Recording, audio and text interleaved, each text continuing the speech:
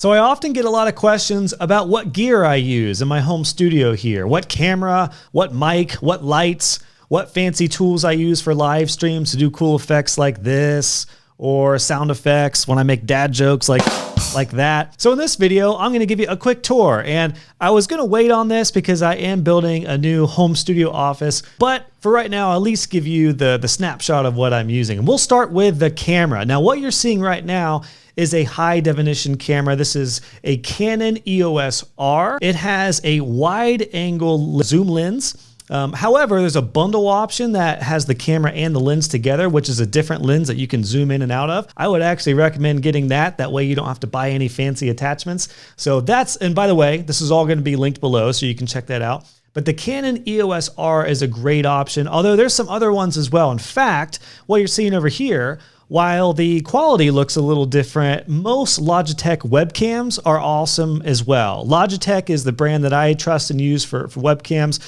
But if you're gonna wanna go a little more high definition, Canon EOS R is a great one. There's some other good Sony ones out there too. I'll link below to some other ones, but most webcams are gonna do the trick for most everybody sending videos and doing basic calls and things like that. But if you're doing premium content, videos for ads, the Canon EOS R is something I'd recommend. Now let's look at the mic, because a lot of people wonder, what is this mic? This is actually the Procaster bundle, which has not only the mic itself, but this little boom arm. And right over here, let me take you over to my webcam. Right over here, you'll see this boom arm actually attaches to my desk. So if you want a legit mic, this is a really good one. However, one thing to consider is that with a mic like this, you'll need what's called an auxiliary cord, and that's this thing right here. Now, this needs to plug into something in order to go into your computer. In my case, this plugs into what is my little sound panel right here, which is my Rodecaster Pro. I love this thing because, again, I can do scary sound effects, I can do cool sound effects.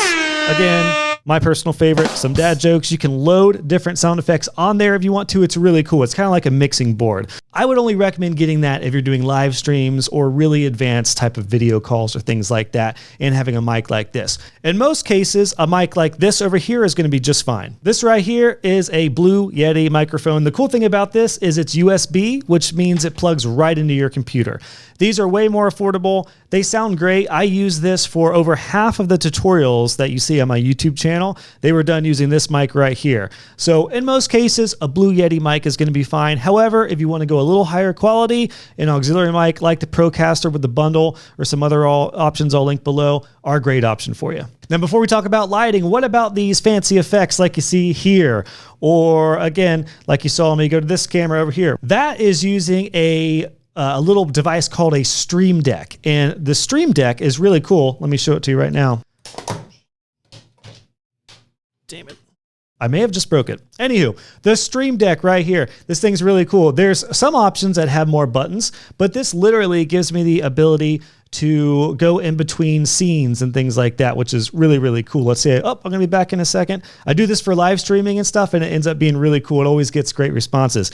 Now, the way you activate this is through a software. There's actually a couple different softwares that this will work with. I use Ecamm Live. That is the virtual software that I use to create these effects. And then the Stream Deck just gives me the ability to push a button to initiate the effects. Although you can do it with your mouse and just click the effects in Ecamm Live. There's a great tutorial by my good friend Pat Flynn on Ecamm Live. I'll make sure I link that below for you. That's what I use for my live stream setup, and it goes a long way and it's pretty cool. Now, the last thing I want to show you is the lighting. Now, I'm actually just about to invest in some new lights, but for right now, I just use a simple ring light that is from Amazon. There's my ring light right up there. Now, what's tricky is I'm actually using a ring light that is in front of my window. So I have to be careful about all the natural light coming in. So I usually close the blinds, activate the ring light, and then I do have some other lights for some backfill, because you'll notice my lighting looks way different if these are off. Watch this. So there we go. Looks a little different just with that light off. Doesn't look terrible, but a little bit of side light to fill your other side of the face and a little backlight, which I'll show you, really goes a long way. So watch this. Over here, I've got a little softbox light. Now look at the difference of the lighting when I turn this on. Much better, right? Just a little fill light there goes a long way. But there's one more piece that I've added recently that is a big help, and that is just a little light behind me. So watch now when I turn this light on behind me that I usually always bump into with my chair. Ah, look at that. Just a little bit of light behind me. It kind of lights up the wall, adds some depth, and I'm not using anything fancy with this. This is actually, God, it's so bright. It's a little tube light that I got years ago when I was doing some photography stuff, and that's what I just use. I just set this behind me, and it goes a long way. And you can even see right there, just playing around with the backlighting, really does go a long way, doesn't it? So this just sits behind me. There's little like lighting boxes that you can get that will show different colors. But when I set this down here, look at this. It really goes a long way. Ah, and there we go. Oh yeah, I almost forgot. You might want to know, what are these behind me? These are actually sound panels.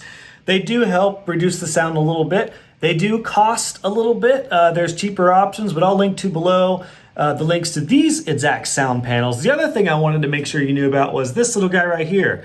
You wonder, what is this little box so you can look at your face on all of your calls and all your videos? This is called a mic flag. I'll also drop the link below where I got this mic flag. That is a quick look at my entire home studio office setup right now. Again, the lights, the camera, the mic, and these little effects for live streaming, which you don't have to do unless you're doing fancy video stuff. In most cases, my basic recommendation would be a really good webcam, a Logitech webcam ideally, a Blue Yeti mic, one ring light or some basic lighting, and you're gonna be good to go. I hope this helps, and I'll see you soon on a revised tutorial of my new home studio office / lounge area once I get that going here in a few months. But for right now, hope this helps.